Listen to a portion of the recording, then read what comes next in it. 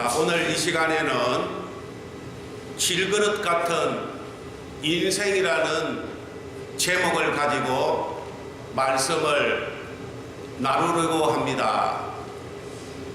우리 사람에게 동물에게는 없는 것이 있는데 그것은 우리 사람의 영혼입니다. 영혼이라는 것은 무엇이냐? 영이 거하는 장소를 말하는데 그 영혼을 다른 말로 마음의 집이라 그렇게 부르는 것입니다. 그런데 그 영혼은 하나님의 형상과 모양을 닮은 모습 그대로 지음을 받았다는 것입니다.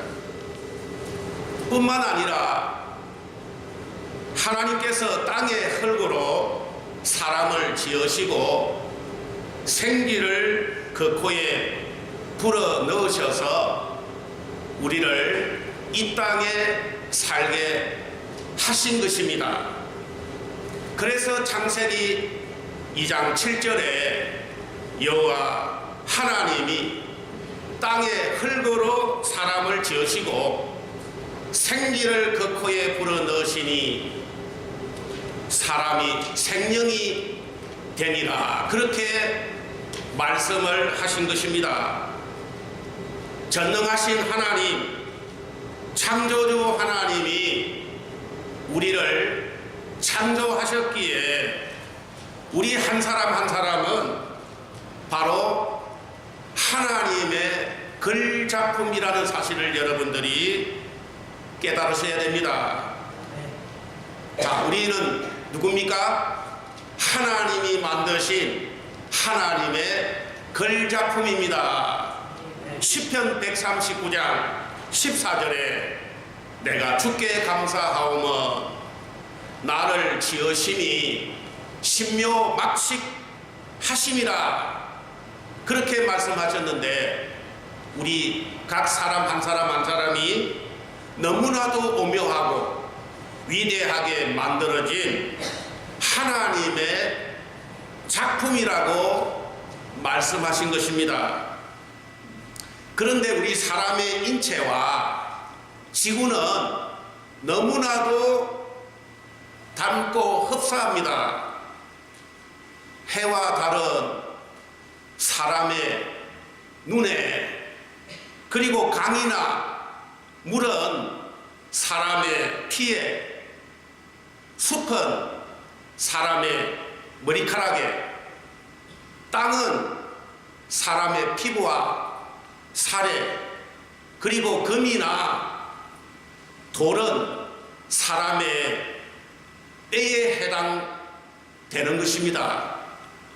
몸의 70%가 수분이듯이 지구도 강과 바다를 포함하여 전체 면적의 70%가 물입니다. 그리고 우리 몸에 오장 육부가 있듯이 지구도 5대양 6대주로 나뉘는 것입니다. 그리고 우리 인생이 아기로 태어나서 청년이 되고 중년을 지나 노년이 되는 사람의 일생과 꽃피는 봄, 무성한 녹색의 여름, 열매 맺는 가을, 그리고 눈발, 백발이 휘날리는 앙상한 겨울이 서로 너무나 닮았다는 것입니다. 또한 우리 사람의 몸은 너무나 신비롭습니다.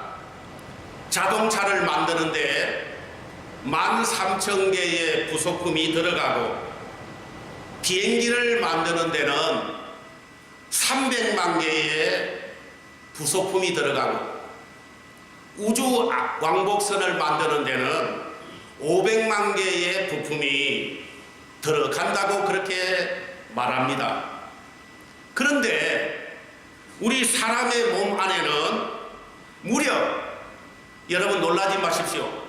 100조 개의 세포 조직이 들어있다고 그렇게 말합니다. 인간의 혈관을 한 줄로 이으면은 10만 킬로미터 이상으로 지구를 2바퀴 반이나 돌 수 있는 그런 길이라고 합니다. 사람의 머리카락의 숫자는 성인이 평균 10만 개 된다고 하고요. 그리고 머리카락 한 가닥이 평균 3kg의 무게를 견딜 수 있다고 그렇게 말합니다. 그런데 우리가 일생을 살면서 우리가 사용하는 우리 뇌의 용량이 5%도 채 안 된다고 합니다. 엄청난 잠재력이 우리의 뇌 속에 그대로 고스란히 남아 있다는 것입니다. 그러니 자주자주 뇌에 자극을 주고 또 공부하고 생각하고 그리고 그 뇌를 자주자주 사용해야 치매도 걸리지 않고 또 뇌의 건강에도 도움이 된다고 합니다. 하나님은 우리 한 사람의 형체를 만드실 때에 생김새나 뇌의 장기 그 모든 것이 전부 다 독특하게 만드셨다고 합니다. 이 세상에서 똑같이 생긴 사람이 한 사람도 없다는 것입니다. 똑같은 어머니 뱃속에서 태어난 형제 자매도 서로 다르고 쌍둥이도 자세히 살펴보면은 다른 면이 있다고 그렇게 말합니다. 또한 우리 사람의 머리결이 서로 다릅니다. 손톱도 손금도 다릅니다. 목소리도 음성도 다 다릅니다. 여러분, 이것이 얼마나 하나님의 위대한 작품입니까? 이 세상에서 같은 사람이 한 사람도 없이 하나님께서 만드셨다는 것입니다. 그래서 사람이란 어느 누구를 막론하고 자신을 창조한 조물주 하나님, 이 하나님을 인정하는 믿음을 가지는 것이 너무나 중요하다는 것입니다. 왜냐하면 우리가 그것을 인정하든 인정하지 않든 간에 우리는 우리를 창조하신 하나님과의 관계 속에서 살기 때문인 것입니다. 현재 우리 하나님은 우리 사람들의 눈에 잘 보이지 않지만은 지금도 하나님은 살아계셔서 세상을 다스리고 주관하시며 섭리하시고 계신다는 사실을 우리가 깨달아야 하는 것입니다.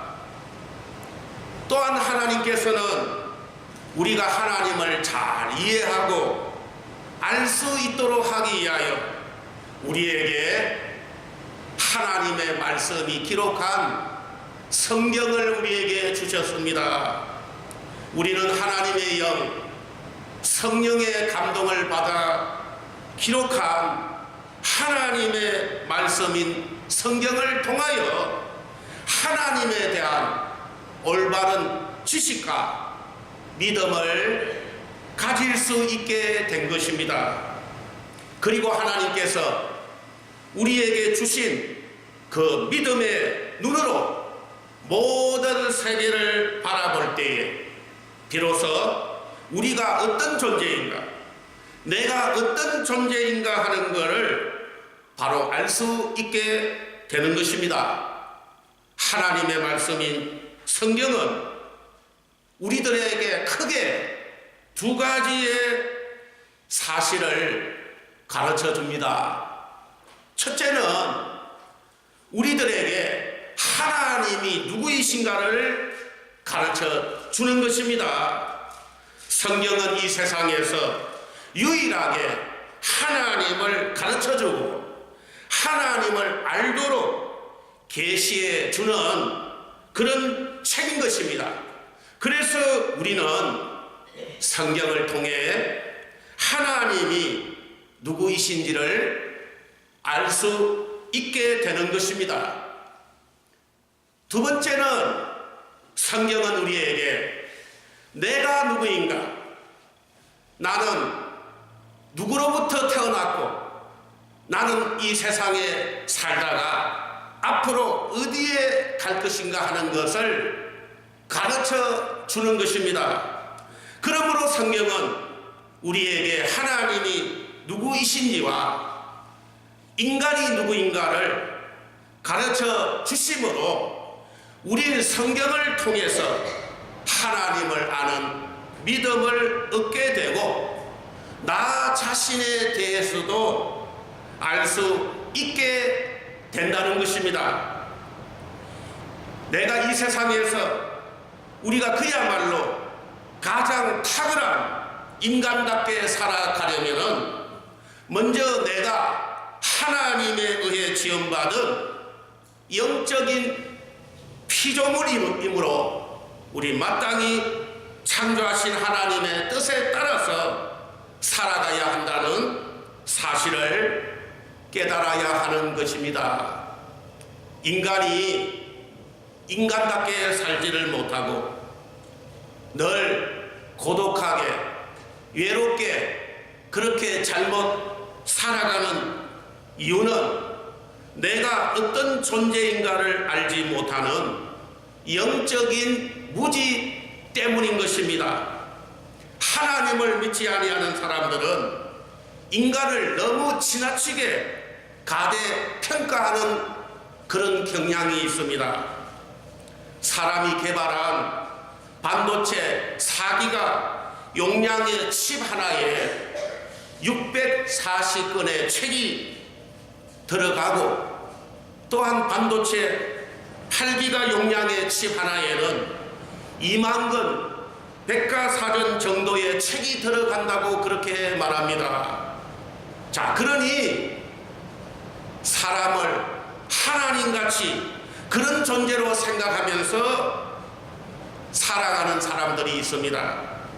그러나 그것은 아주 잘못된 생각인 것입니다. 이에 반대하여 어떤 부류의 사람들은 동물이 진화해서 자연적으로 인간이 되었다, 그렇게 생각하여 인간을 동물 수준으로, 짐승의 수준으로 깎아내리는 그런 부류의 사람들도 있는 것입니다. 우리 자신을 너무 가대평가해서도 안 되고 또한 지나치게 가소평가해서도 안 되는 것입니다. 우리가 인간답게 살아가려면 하나님께서 기록한 하나님의 말씀, 성경을 통하여 정확하게 내가 어떤 존재인가를 알아야 하는 것이 가장 중요하다는 것입니다. 오늘 여러분들이 읽은 본문 고린도후서 4장 7절에 사도 바울은, 이 성경을 기록한 사도 바울은 자신을 질그릇에 비유하여 나는 질그릇 같은 존재라고 고백하고 있는 것입니다. 그런데 그런 질그릇이 보배로운 예수 그리스도를 소유함으로써 너무나도 존귀한 존재가 될 수 있었노라고 고백하는 것이 오늘 본문의 내용인 것입니다. 사도 바울은 자신이 하나님 앞에서 질그릇 같은 존재임을 믿음의 눈으로 깨달은 것입니다. 그런 질그릇 같은 자신이 이렇게 훌륭한 사람으로 하나님이 창조하신 그 본래의 목적대로 살아가는 복된 사람이 될 수 있었던 것은 보배로운 예수 그리스도를 소유함으로써 가능하다고 말하고 있는 것입니다. 그런데 여기 성경에서 질그릇 같다는 것은 무엇을 뜻하는 것일까요? 질그릇이라고 하는 것은 이 세상에서 가장 싸구려 그릇을 말하는 것입니다. 그냥 막 만들어서 가난한 집에서 사용하는 그런 그릇을 말합니다. 사용하다 깨지면 그냥 버려버리는 그런 그릇을 말하는 것입니다. 우리 인간을 이런 질그릇에 비유하고 있는 것입니다. 창세기 2장에 보면은 인간을 창조하실 때에 흙으로 사람을 지었다라고 그렇게 말씀하고 있습니다. 그래서 하나님께서 사람을 창조하실 때에 그 지은 사람의 이름이 뭐냐? 아담이라고 지었습니다, 여러분. 아담이라고 하는 것은 무슨 말이냐? 아담은 히브리 말인데 우리말로 번역을 하자면은 흙이다 이 말입니다. 그래서 하나님께서 사람을 지을 때에 흙이다, 너는 아담이다, 그렇게 이름을 지으신 것입니다. 하나님은 우리를 지으실 때에 다이아몬드로 짓지 않았습니다. 또한 금으로도 짓지 않았습니다. 이 세상에서 가장 보잘것없는 흙으로 지으신 것입니다. 그래서 인간은 흙에서 나른 것을 먹으며 흙에 살다가 마침내는 너는 흙이니 흙으로 돌아갈지어다, 그렇게 창세기 3장 19절에 말씀하셨던 것입니다. 이사야서 64장 8절에는 여호와여 주는 우리 아버지시니이다. 우리는 진흙이요 주는 토기장이시니 우리는 다 주의 손으로 지으신 것이라, 그렇게 말씀하셨습니다. 우리는 진흙이요 주는 토기장이시니 진흙 같은 우리를 빚어사 우리를 만드셨다고 합니다. 그러므로 우리가 진흙임을 깨달아야 합니다. 우리 몸을 과학적으로 분석하면 땅에 성분하고 너무 일치한다고 그렇게 말합니다. 그래서 우리가 죽으면 다 흙으로 돌아가는 것입니다. 그리고 우리 몸의 그 가치를 면밀히 분석하여 보면 우리 몸의 가치가 4달러 내지는 5달러 정도의 가치가 된다고 그렇게 말합니다. 그런데 우리 몸은 전부 다 새 것이 아닌 중고품입니다. 50년, 60년, 70년 된 중고품의 몸을 가지고 있는 것입니다. 비록 남들에게 아름답게 좋게 보이려고 꾸미고 화장을 해도 얼마 안 있으면 다 흙으로 돌아가는 인생인 것입니다. 사도 바울은 우리 자신이 질그릇이라는 사실을 깨달았습니다. 우리 인생이란 참으로 보잘것없는 연약한 존재라는 사실을 말하는 것입니다. 그런데 인간을 왜 질그릇에 비유했을까요? 첫째는 사람을 흙으로 지었기 때문입니다. 둘째는 죄로 말미암아 그 가치를 상실했기 때문입니다. 그래서 질그릇같이 무가치한 존재로 떨어졌다는 것입니다. 그리고 셋째는 우리 인간을 질그릇같이 너무 연약하기 때문입니다. 툭 하면은 무엇과 부딪히면은 바로 깨어져 버립니다. 우리 인생은 감기, 독감에만 걸려도 열흘, 20날 꼼짝을 못합니다. 자신이 머리가 좋고 돈을 억만금 가지고 있어도 감기, 독감에만 걸려도 움직일 수가 없는 존재인 것입니다.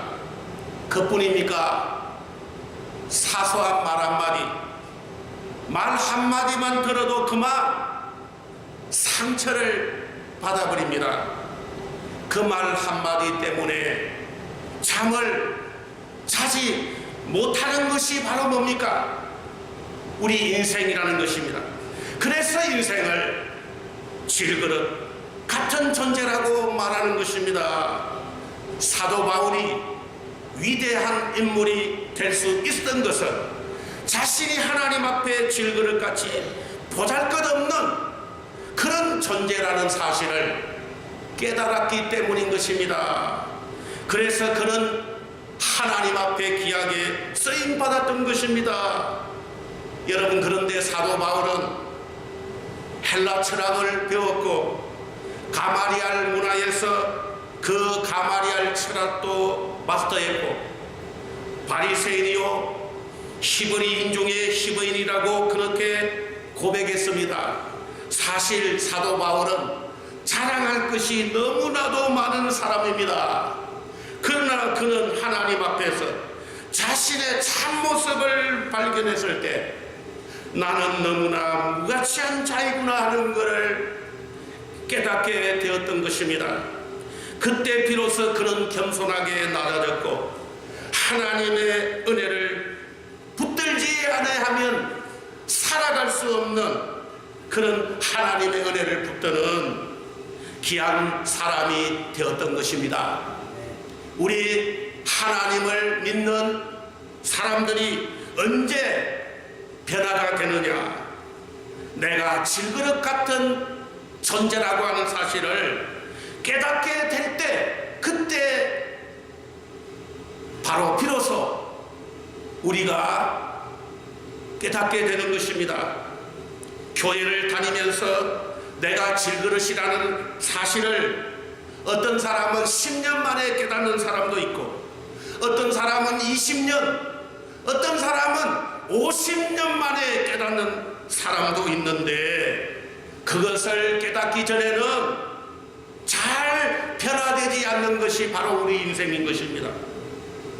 머릿속에 지식은 많고 성경은 많이 들어있고 아는 것도 많지만은 내 자신이 정녕 하나님을 가까이 하고 겸손하여 주님을 의지하는 모습으로 잘 변화되지 않는 이유가 내가 바로 질그릇 같은 존재라고 하는 사실을 깨닫지 못하기 때문에 그렇습니다.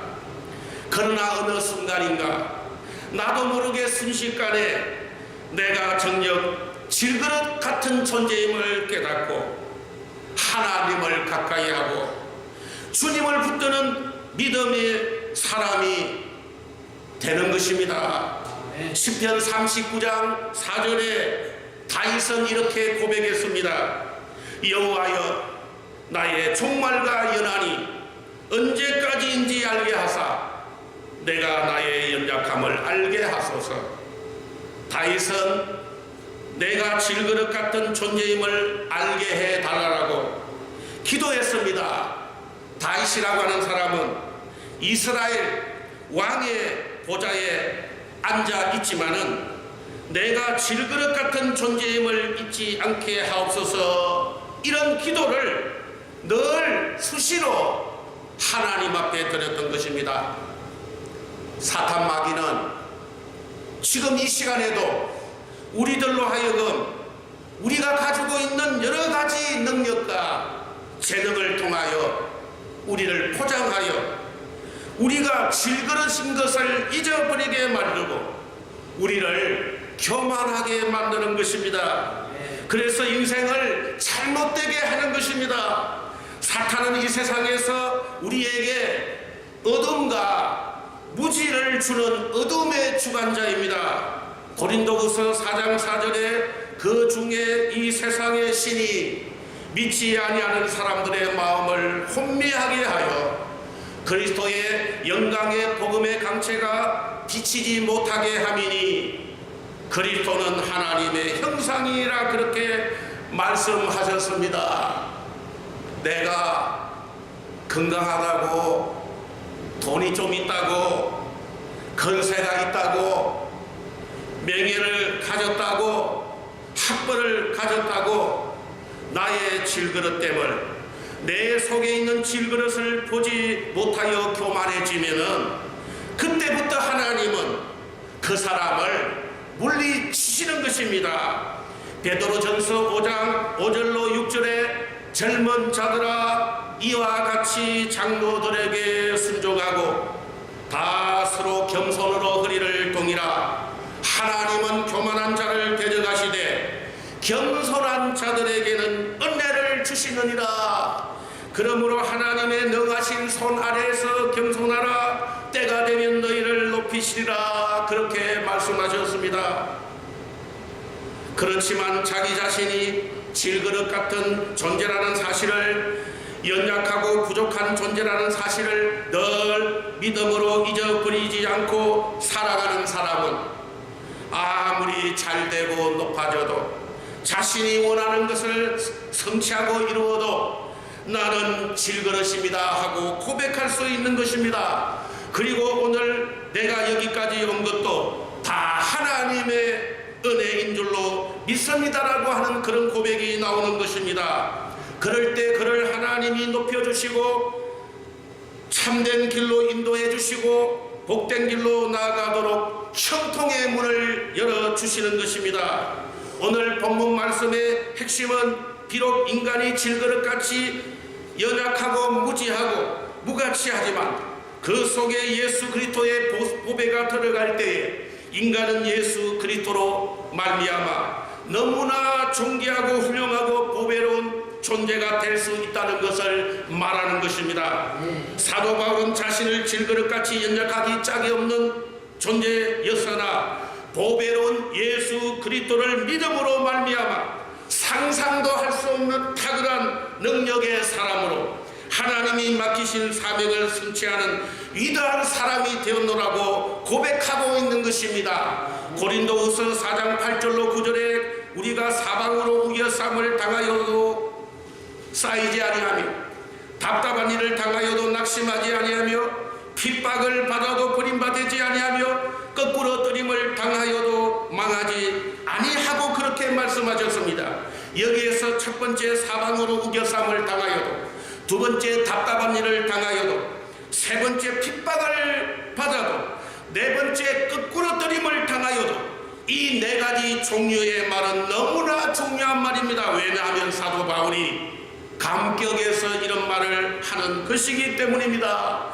나는 질그릇 가운데서도 못난 질그릇인데 어떻게 나와 같은 사람이 그 엄청난 핍박과 한란과 시련을 이겨내고 승리의 자리로 나아갈 수 있었는지를 그가 말하고 있는 것입니다. 첫 번째, 그는 사방으로 우겨쌈을 당할 때도 많았지만 우겨쌈을 당하지 않고 답답한 일을 당해도 낙심하지 않았습니다. 여러분, 질그릇 같은 존재인데 왜 답답하지 않겠습니까? 바로 내 속에 누가 있습니까? 예수 그리스도가 살아 계심으로 낙심하지 않았다는 것입니다. 두 번째, 답답한 일이 있어도 낙심하지 아니하고, 세 번째, 핍박을 받아도 버림받지 않았습니다. 네 번째, 거꾸로 뜨림을 당해도 망하지 않았습니다. 질그릇 같은 내가 그 일을 어떻게 감당합니까? 바울이 깨닫고 보니 가능한데 내 속에 보배로운 예수 그리스도께서 계셔서 사방으로 우겨쌈을 당해도 쌓이지 않고, 핍박을 받아도 버림받지 않고, 거꾸로 뜨림을 당해도 끝까지 살아서 주어진 사명을 감당하고 승리의 삶으로 나아갈 수 있었다고 그는 고백하고 있습니다. 바울이 당한 핍박을 고린도 후서 11장에서 말하고 있는데 그는 사실 어마어마한 고난을 당했습니다. 고린도후서 11장 23절로 28절에 보면은 그들이 그리스도의 일꾼이냐 정신없는 말을 하거니와 나는 더 그러하도다. 내가 수고를 넘치도록 하고 옥에 갇히기도 많이 하고 매도 수없이 맞고 여러 번 죽을 뻔하였으니 유대인들에게 40에서 하나 감한 매를 5번이나 맞았고 3번 태장으로 맞고 1번 돌을 맞고 3번 파선하고 일주야를 깊은 바다에서 지냈으며 여러 번 여행하면서 강의 위험과 강도의 위험과 동족의 위험과 이방인의 위험과 시내의 위험과 강야의 위험과 바다의 위험과 거지 행제 중의 위험을 당하고 또 수고하며 애쓰며 여러 번 자지 못하고 줄이며 목마르고 여러 번 굶고 춥고 헐버릇노라 그렇게 고백하고 있습니다. 여러분 이 짧은 글로 표현해서 그렇지 당하는 사도 바울에게는 너무나 상상도 못하는 고난의 길이었습니다.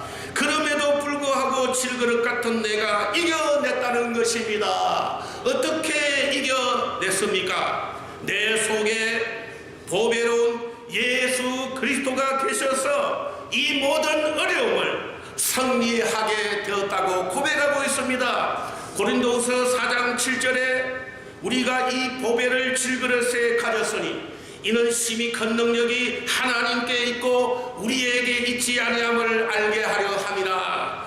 바울이 깨달았습니다. 나같이 연약한 질그릇을 하나님이 왜 쓰셨는가? 내가 약할수록 하나님의 능력이 나타나기 때문인 것을 알았습니다. 저렇게 약한 사람이 어떻게 그 일을 했지? 누가 그 일을 하게 했지?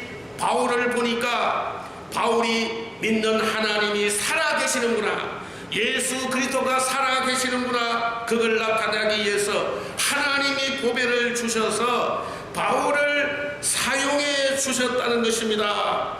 고린도후서 11장 30절에 보면 고난을 이겨낸 후에 고백하기를 내가 부득불 자랑할진대 내가 약한 것을 자랑하리라 그렇게 고백했습니다. 엄청난 죽음과 감옥과 매와 강과 모든 위험 속에서 그걸 이겨냈습니다. 이겨낸 바울이 말하기를 그렇지만 내가 자랑할 것은 아무것도 없고 내가 자랑한다면 나의 약한 것밖에 자랑이 할 것이 없다고 말합니다. 그거는 누구를 자랑하는 것입니까? 질그릇 같은 나에게 역사해 주신 예수 그리스도 살아계신 그분 때문에 내가 위대한 일을 할 수 있었노라고 고백하는 것입니다. 나의 약한 것을 자랑할 수밖에 없다는 것은 예수님밖에 자랑할 수 것이 없다는 것을 말하는 것입니다. 그러므로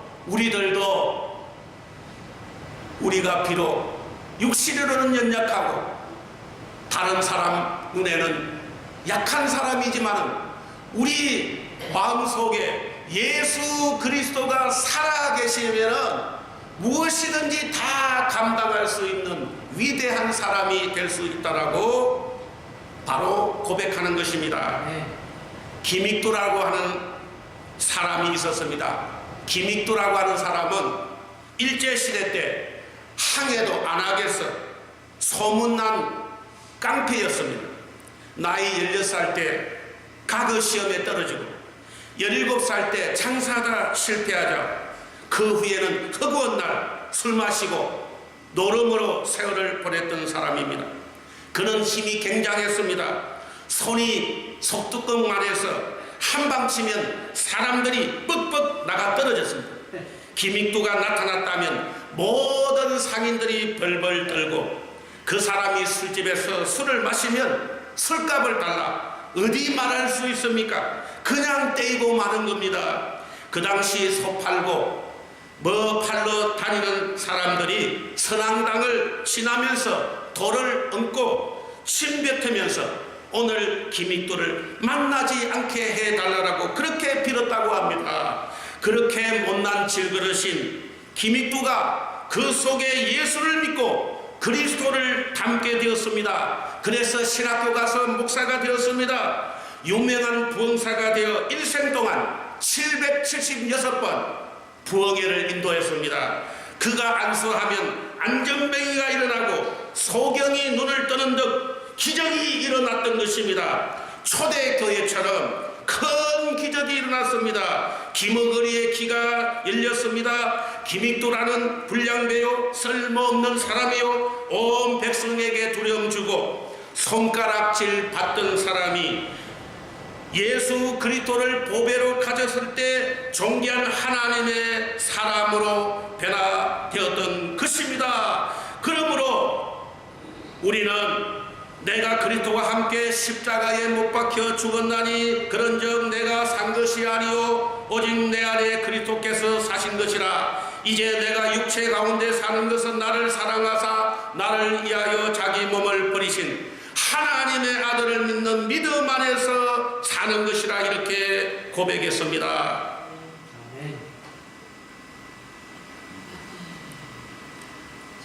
우리들도 이 기믹도와 같이 나 자신이 얼마나 연약한 질그릇인가 하는 것을 깨닫고, 아버지 나는 질그릇입니다.